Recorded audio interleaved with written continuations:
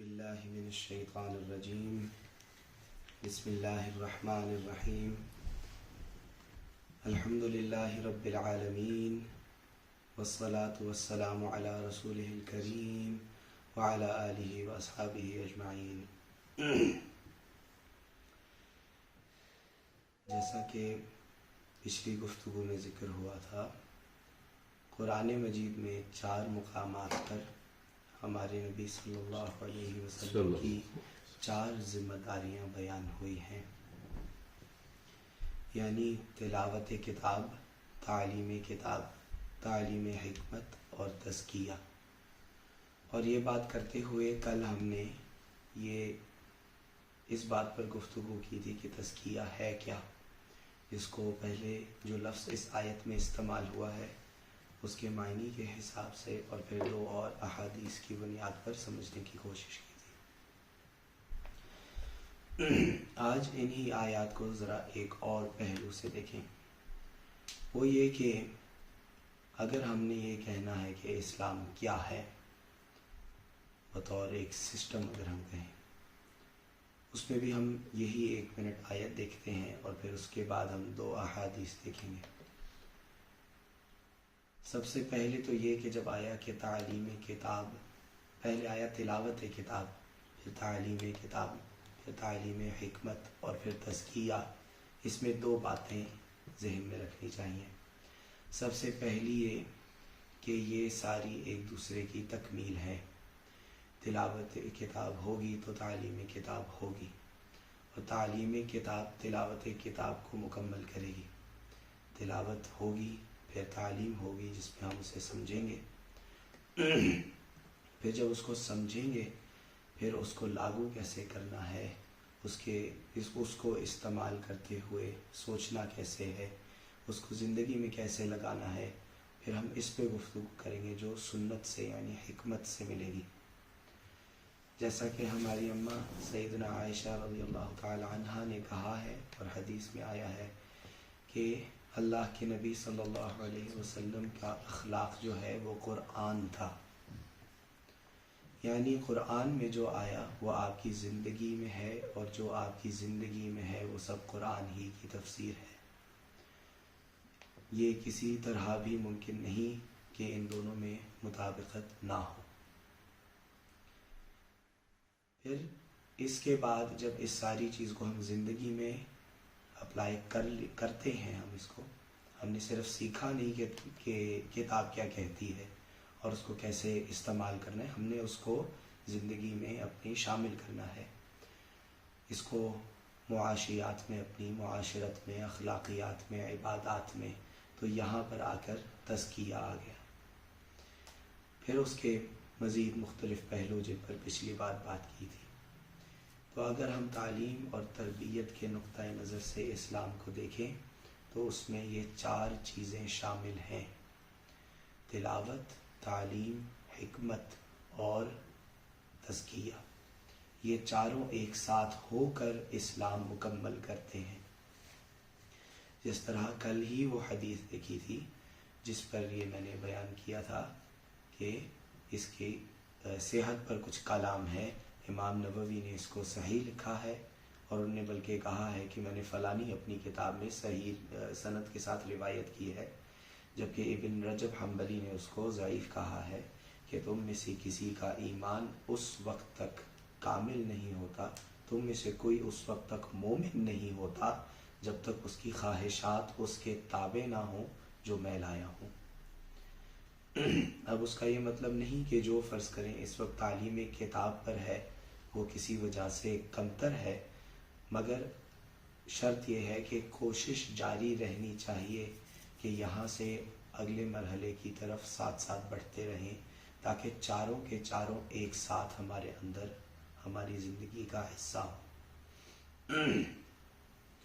پھر بات جب یہ ہم کرتے ہیں کہ اسلام کیا ہے اور اس میں کیا کیا شامل ہے، تو اس میں جو حدیث سب سے اہم ہے وہ حدیث جبرائیل ہے کہ ایک دن رسول اللہ صلی اللہ علیہ وآلہ وسلم مسجد نبوی میں تشریف فرما تھے۔ یہ حدیث بخاری میں ہے، مسلم میں ہے، نسائی میں ہے، احمد میں ہے، اسے کئی صحابہ نے روایت کیا ہے۔ روایت میں آیا ہے کہ پھر ایک شخص اچانک سے آتا ہے، اس کے کپڑے سفید رنگ کے ہیں اور اس کے بال کالے رنگ کے ہیں، مگر نہ کپڑوں پر گرد ہے نہ چہرے سے سفر کے آثار نظر آتے ہیں، اور صحابہ یہ کہتے ہیں آج تک اس شخص کو ہم نے نہیں دیکھا۔ یعنی وہ سفر کر کے نہیں آیا تو اس کو کچھ عرصہ کم از کم مدینہ میں ہونا چاہیے تھا، مگر آج تک کبھی نہیں دیکھا، یعنی مدینہ میں تھا نہیں۔ وہ آتا ہے اور اللہ کے نبی صلی اللہ علیہ وسلم کے آگے آ کر بیٹھ جاتا ہے، ان کے مبارک گھٹنوں سے اپنے گھٹنے لگاتا ہے، اپنے ہاتھ ان کی ٹانگ پر رکھتا ہے اور کہتا ہے کہ اے اللہ کے نبی صلی اللہ علیہ وسلم، اسلام کیا ہے؟ اور آپ کہتے ہیں کہ اسلام یہ ہے کہ آپ گواہی دو کہ اللہ کے سوا کوئی معبود نہیں، کوئی الہ نہیں، کوئی خدا نہیں، اور کہ محمد اللہ کے رسول ہیں، اس کے آخری رسول ہیں، اور تم نماز قائم کرو، اور تم روزہ رکھو، اور تم زکوٰۃ ادا کرو اور حج کرو اگر اس کی استطاعت ہے۔ اس کے بعد وہ شخص کہتا ہے آپ نے سچ کہا، اور صحابہ کہتے ہیں کہ عجیب بات ہے، خود سوال کرتا ہے، خود تصدیق کرتا ہے۔ پھر اس نے کہا آپ مجھے بتائیں ایمان کیا ہے؟ آپ نے کہا اللہ پر ایمان، اس کے رسولوں پر ایمان، اس کی کتابوں پر ایمان، روز جزا پر ایمان، اس کے فرشتوں پر ایمان، اور قضاء اور قدر پر ایمان، جو اس میں اچھا ہے جو اس میں برا ہے سب پر۔ اس نے پھر کہا آپ نے سچ کہا۔ پھر اس نے کہا احسان کیا ہے؟ آپ نے کہا تم بندگی کرو اللہ کی۔ بندگی اس لیے کہ لفظ عبادت عربی میں زیادہ وسیع ہے، اس میں صرف پوجا پاٹ نہیں آتی، اس میں صرف نماز نہیں آتی، اس میں کافی وسیع معنی آتے ہیں، مگر تم بندگی کرو خدا کی، اللہ کی، جیسے اس کو دیکھ رہے ہو۔ یہاں ذہن میں رہے یہ نہیں کہا کہ اس کو دیکھتے ہوئے۔ ہمارا عقیدہ اہل سنہ کا دیدار کا ہے جنت کے اندر۔ اللہ کے نبی نے کہا کہ تم بندگی کرو جیسے اللہ کو دیکھ رہے ہو، اور اگر یہ نہیں تو یقیناً وہ تمہیں دیکھ رہا ہے۔ اس نے پھر کہا آپ نے سچ کہا، اور کہا مجھے وقت کے بارے میں یعنی قیامت کے بارے میں بتائیے۔ اس پر آپ نے کہا کہ پوچھنے والا اور جس سے پوچھا گیا ہے دونوں ایک طرح کا جانتے ہیں اس کے بارے میں۔ انہوں نے کہا اچھا کچھ نشانیاں بتائیں۔ آپ نے 2 نشانیاں بتائیں۔ پھر وہ شخص چلا گیا۔ صحابہ کہتے ہیں ہمیں کافی سوال تھے ہمارے ذہن میں، ہم خاموش رہے۔ ایک روایت سے پتہ چلتا ہے کہ سیدنا عمر 3 دن تک سوچتے رہے، اس پہ خاموش رہے۔ پھر اللہ کے نبی نے پوچھا کہ اے عمر صلی اللہ علیہ وسلم، اے عمر کیا تم جانتے ہو وہ شخص کون تھا؟ انہوں نے کہا کہ اللہ اور اس کا رسول صلی اللہ علیہ وسلم جانتے ہیں بہتر۔ آپ نے کہا وہ جبرائیل تھے اور تمہیں تمہارا دین سکھانے آئے تھے۔ یہ حدیث اس طرح سے جامع ہے کہ اس کی بنیاد پر بہت سارے حضرات نے اسلام کا تعارف جو ہے اس کو کروایا بھی ہے اور اس پر کتابیں بھی لکھی ہیں۔ اس کے اندر بنیادی طور پر 3 اسلام کی جہتیں بیان ہوئی ہیں۔ سب سے پہلے اسلام، دین اسلام کی 3 جہتیں، اور پہلی جہت اسلام۔ اسلام لفظ کا معنی ہے اپنے آپ کو کسی کے آگے جھکا دینا، اس کے حکم کے آگے جھکا دینا، اس کے آگے اس کے حکم کو اپنے اوپر لاگو کرنا، اس کو ماننا۔ اس میں مگر آپ دیکھیں جب بیان ہوا ہے اس جہت میں سب سے پہلے، اب اس کا کامل فارم تو یہی ہے کہ مکمل طور پر خدا کے حکم کے آگے جھک جائیں، مگر جو چیز اس وقت حدیث میں بیان ہوئی ہے یہ گواہی دینا کہ اللہ کے سوا کوئی معبود نہیں اور محمد صلی اللہ علیہ وسلم اس کے نبی ہیں، اور پھر نماز قائم کرنا اور روزہ رکھنا، یہ 3 ضروری ہیں۔ استطاعت ہو تو زکوٰۃ دینا اور حج کرنا۔ یہ سارے بدنی اعمال ہیں، یعنی ان کا عمل کرنے سے تعلق ہے۔ گواہی زبان سے دینی ہے، نماز جسم سے ادا کرنی ہے۔ اب اس کا ایک روحانی پہلو بھی آتا ہے جو ایمان سے اور احسان سے جڑا ہے، جو اس کو تکمیل تک پہنچاتا ہے، مگر کم از کم یہاں تک آ جائے تو قانونی طور پر بھی اسی لیے بندہ مسلمان ہوتا ہے۔ اگر کسی کا بنیادی ایمان درست ہے اور اس سے نہیں ٹکراتا تو وہ گمراہ مسلمان ہو سکتا ہے، مگر اس کو سارے وہ حقوق پھر بھی ملتے ہیں جو ایک مسلمان کو ملتے ہیں۔ مگر پھر جو اگلی جہت ہے وہ ایمان کی ہے، اس کا تعلق یقین سے ہے، اور اس طرح سے آپ سمجھنے اس میں ذہن بھی شامل ہو گیا۔ اور پھر احسان آتا ہے جس کا تعلق دل سے، قلب سے، روح سے ہے، انسان کے اندر کی کیفیت سے ہے، اور اس بات سے ہے کہ کیا ایمان صرف ذہن سے سمجھا یا اندر محسوس بھی کیا، کیا نماز صرف بدن سے ادا کی یا جب سجدے میں گئے تو دل نے بھی سجدہ کر دیا۔ اس میں پھر وہ مقام آتا ہے جس کا اس قرآن کی آیت میں اشارہ ہے کہ کہہ دو میری نماز، میری قربانی، میرا جینا، میرا مرنا سب اللہ کے لیے۔ اسی میں وہ بات آتی ہے سمجھنے میں کہ جو حدیث میں آیا ہے کہ جب قیامت کے دن جنت کے اندر اللہ تعالیٰ اپنا دیدار کرائے گا تو اس سے زیادہ خوبصورت اور اچھی چیز کبھی نہ جنت میں نہ کہیں دیکھی ہوگی۔ اور وہ کس طرح ہوگا دیدار ہم نہیں جانتے، ہمارے لیے متشابہات میں ہے، پر ہوگا، ہمارا ایمان ہے اس میں۔ اب اس کے اندر جو سب سے اونچا مقام ہے وہ تو یہ ہے کہ ایسے عبادت کرو جیسے خدا کو دیکھ رہے ہیں، اور جو نیچا مقام ہے جو کم از کم کا ہے کہ یہ ضرور یقین رہنا چاہیے کہ اللہ مجھے دیکھ رہا ہے۔ کم از کم اتنا جب اللہ کی موجودگی کا احساس پیدا ہو جائے تو وہی بات جو کل والی حدیث میں تھی کہ جس میں اللہ نے کہا تھا کہ میرا بندہ جب فرائض اور پھر نوافل کے ذریعے سے میرے قریب آتا جاتا ہے تو وہ مقام آتا ہے کہ میں اس کے ہاتھ بن جاتا ہوں جس سے وہ چھوتا ہے، اس کے پاؤں بن جاتا ہوں جس سے وہ چلتا ہے۔ اب ظاہر ہے لفظی معنی میں نہیں ہے مگر متشابہات میں ہے، کیا معنی ہے، اصل معنی ہم اللہ پہ چھوڑتے ہیں۔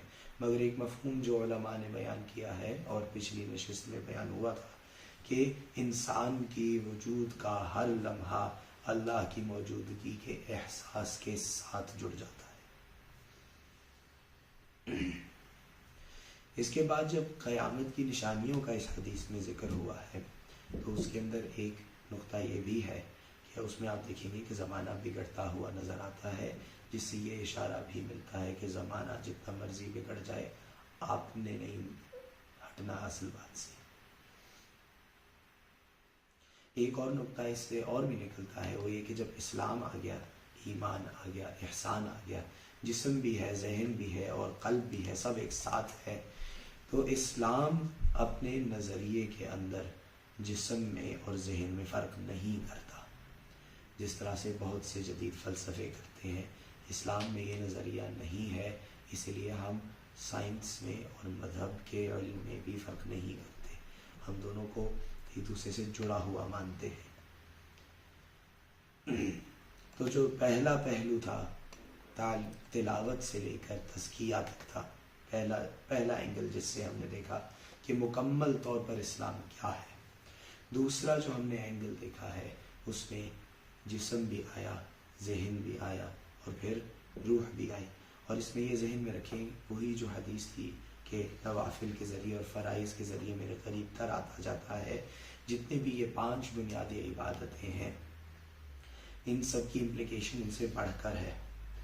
نماز 5 بار دن میں ذکر ہے اللہ کا، اللہ کی موجودگی کا احساس دل میں دوبارہ زندہ کرنا ہے، صحیح طرح سے ہو تو اس سے تزکیہ کا، احسان کا سفر بھی طے ہوتا ہے۔ اسی لیے کہ نماز بے حیائی سے روکتی ہے۔ روزہ انسان کے دل کو دنیا کی محبت زکوٰۃ انسان کے دل کو دنیا کی محبت سے دور کرتا ہے، اور روزہ جو ہے وہ انسان کو اپنے قلب سے لڑنے میں مدد دیتا ہے۔ اور وہی بات پھر کہ فرائض سے زیادہ جو حدیث قدسی کل بیان ہوئی تھی کہ اللہ نے کہا کہ کوئی ایسا عمل جس سے میرا بندہ میرے قریب آتا ہے مجھے اس چیز سے زیادہ عزیز نہیں ہے جو میں نے فرض کر دی ہے اس پر. سارے فرائض ہمارا تزکیہ بھی کرتے ہیں، اور ہم تزکیہ ساتھ ساتھ جو اور محنت کرتے ہیں اس لیے بھی کرتے ہیں کہ ان کا جو اثر ہے وہ ہمیں مکمل طور پر صحیح طرح سے جتنا مل سکے مل جائے. اور پھر نوافل کے اندر بھی ہم نے دیکھا تھا کہ یہی سب چیزیں بڑھائی جا سکتی ہیں. نفلی نمازیں آتی ہیں، روزہ آتا ہے، تسبیحات آتی ہیں، خدمت خلق آتی ہے. یہ سب کچھ جو ہے انسان کے تزکیے کا باعث بھی ہے، اور ایک طرح سے تزکیے کے ذریعے سے اس میں گہرائی بھی پیدا ہوتی ہے. اس کے علاوہ جو دوسری حدیث ہم نے دیکھنی ہے وہ صحیح مسلم کی ہے. اس کے اندر بھی اسلام کو مکمل طور پر ایک اکائی کے طور پر دکھایا گیا ہے، مگر ایک اور اینگل سے. ایک دن رسول اللہ صلی اللہ علیہ وآلہ وسلم نے فرمایا کہ الدین نصیحہ. اب اردو میں نصیحت کے معنی ہے مشورہ دینا، نیک مشورہ دینا، مگر عربی میں نصیحت کے معنی بنیادی طور پر اس کے ساتھ ساتھ خلوص کے ساتھ کسی سے تعلق بنانے کا بھی ہے. اسی لیے اس کا ایک ترجمہ ایک شیخ نے انگریزی میں کیا ہے کہ ریلیجن از سنسیئر کنسرن، یعنی دین خیر خواہی ہے یا دین اخلاص کے ساتھ دل جوڑنا ہے. پوچھا گیا کس کے ساتھ؟ آپ نے کہا اللہ کے ساتھ، اس کی کتاب کے ساتھ، اس کے رسول کے ساتھ صلی اللہ علیہ وسلم. مسلمانوں کے جو بڑے ہیں، جو لیڈر ہیں ان کے، جو ان کے نمائندے ہیں، جو ان کے امام ہیں، ان کے ساتھ، اور ان کی عوام کے ساتھ. اس میں کئی پہلو ہیں. اللہ کے ساتھ یعنی اللہ کے تمام حقوق سب سے پہلے تو پورے کرنے ہیں، اور دوسرا یہ کہ اس سے دل لگانا ہے. صرف یہ نہیں کہ بس نماز پڑھ لی، بلکہ نماز پڑھی تو کیسے پڑھی. یہاں یہیں پر اس ایک فقرے میں اللہ کے ساتھ احسان پورا یاد آتا ہے کہ نماز ایسے پڑھو، بندگی ایسے کرو جیسے اللہ کو دیکھ رہے ہو. اس کی کتاب کے ساتھ یہاں تعلیم کتاب بھی آ گئی، اور جب کہا اس کے نبی کے ساتھ صلی اللہ علیہ وسلم تعلیم حکمت بھی آ گئی، اور آپ کی پوری سنت اور قرآن مجید کو سمجھنا، اس پر عمل کرنا، اس کو زندگی پر لاگو کرنا، وہ سب اس میں آ گیا. پھر کہ مسلمانوں کے بڑوں کے ساتھ، جو ان کے امیر ہیں اور جو ان کے امام ہیں، اس میں دو باتیں آئیں. ایک تو جس بات میں وہ درست چیز کا حکم دے رہے ہیں ان کی اطاعت، اور دوسرا جہاں کہیں غلطی ہو وہاں ان کو مشورہ. کیونکہ حدیث میں ہی آیا ہے کہ خالق کی نافرمانی میں مخلوق کی اطاعت نہیں ہوتی. مگر اس کے اندر بھی پھر اسلام نے کچھ طریقے سیٹ کیے ہیں کہ کب کیا کس طرح سے کیا سلیقہ ہے بات کرنے کا. مگر یہ ہے کہ اگر کہیں مثال کے طور پہ امیر غلط فیصلہ کرتا ہے تو ہمارے پہلے زمانے کے جو اکابر علماء گزرے ہیں اور صحابہ گزرے ہیں، وہ آ کر سوال بھی کرتے تھے، مشورہ بھی دیتے تھے. امام نووی کے بارے میں مشہور ہے کہ خط لکھ دیتے تھے زمانے کے بادشاہ کو، سلطان کو، کہ بھئی یہ جو تمہارا فیصلہ ہے یہ غلط ہے، اور یہاں تک کہ یہ جو تمہارے مفتی نے فیصلہ دیا ہے یہ بھی غلط ہے.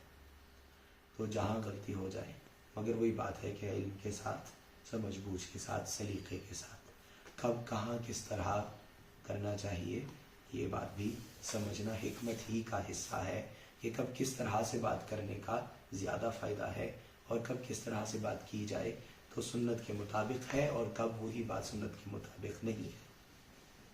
اور پھر عوام کے ساتھ کہ عوام کے حقوق جو ہم پر بھی ہیں، اور اس کے علاوہ اگر عوام کے حقوق دبائے جا رہے ہیں تو ان کا ساتھ دینا اور ان کو سمجھانا، ان کی ہدایت چاہنا، ان کے لیے محنت کرنا، جتنی خدمت ان کی کر سکتے ہیں، جتنا اسلام کی خدمت کر سکتے ہیں کہ ان تک پہنچے، اور جتنا ان کے حقوق کی حفاظت کے لیے بات کر سکتے ہیں وہ کرنا.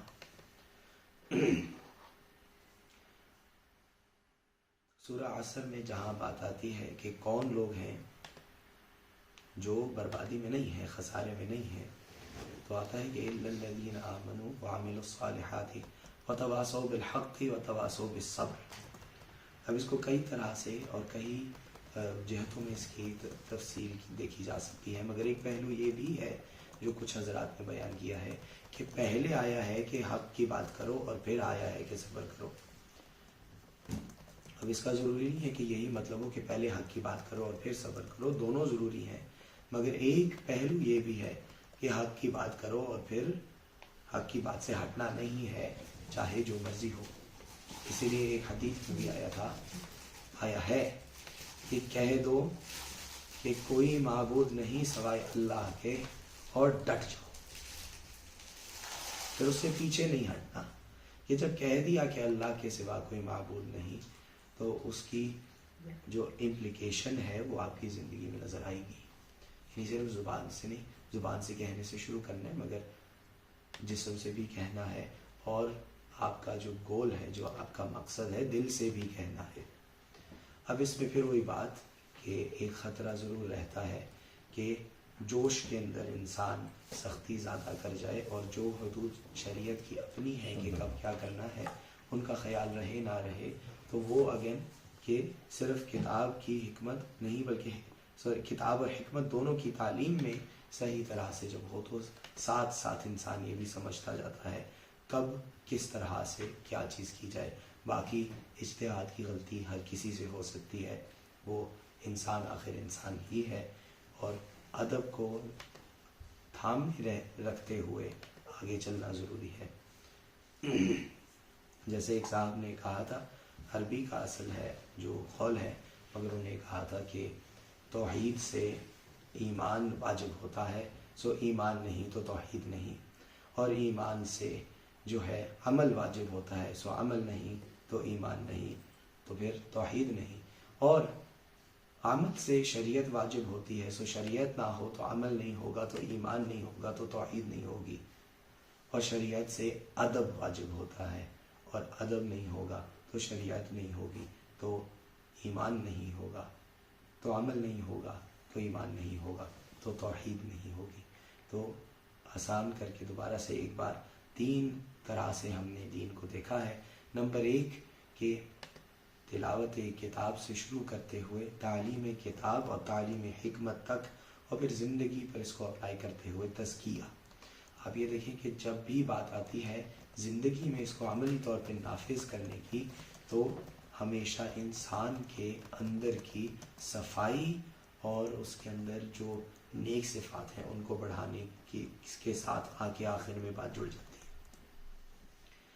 دوسرے پہلو سے جب دیکھا تو ایمان، اسلام، احسان، یعنی بدنی طور پر اللہ کے آگے بھی جھکنا ہے، ذہنی طور پر بھی جھکنا ہے، اور قلب کو بھی جھکانا ہے، اور اس کی پوری کوشش کرنی ہے. اب کامل ظاہر سی بات ہے صرف ہمارے نبی ہیں صلی اللہ علیہ وسلم، مگر ان کی اتباع کرنی ہے جس حد تک ممکن ہو.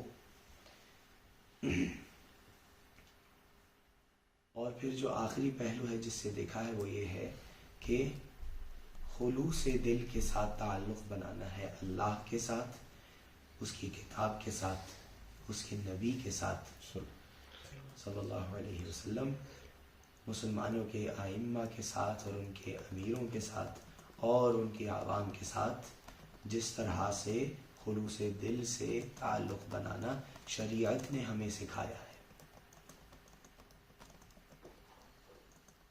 تو پھر اللہ سے دعا یہ ہے کہ ہم دین کو اسی طرح تھوڑا تھوڑا کر کے پورے طور پر اپنی زندگی میں لاگو کر سکیں، ایمان کا بھی درجہ پائیں، اسلام سے بڑھ کر ایمان تک آئیں، ایمان سے بڑھ کے احسان تک آئیں، احسان میں بھی اللہ سے دعا ہے کہ اس کے اونچے درجوں تک پہنچے، اور ہم تلاوت سے بڑھ کر تعلیم کتاب تک آئیں، تعلیم کتاب سے بڑھ کر تعلیم حکمت اور تزکیہ تک آئیں، تاکہ یہ چاروں ہماری زندگیوں میں شامل ہوں، اور کہ ہم خلوص دل کے ساتھ اللہ سے تعلق بنائیں، اس کی کتاب سے تعلق بنائیں، اس کے نبی سے تعلق بنائیں صلی اللہ علیہ وسلم، اور تمام مسلمانوں کے ساتھ تعلق بنائیں، ان کے حقوق کا خیال کریں، اللہ کے حقوق کا خیال کریں، اس کے نبی کے حقوق کا خیال کریں، اور ہمارے دلوں کا تزکیہ ہو، اور قیامت کو اللہ تعالیٰ کا دیدار ہمیں حاصل ہو. آمین. وصلی اللہ تعالی علی خیر خلقہ سیدنا و مولانا محمد و آلہ و اصحابہ اجمعین برحمتک یا ارحم الراحمین.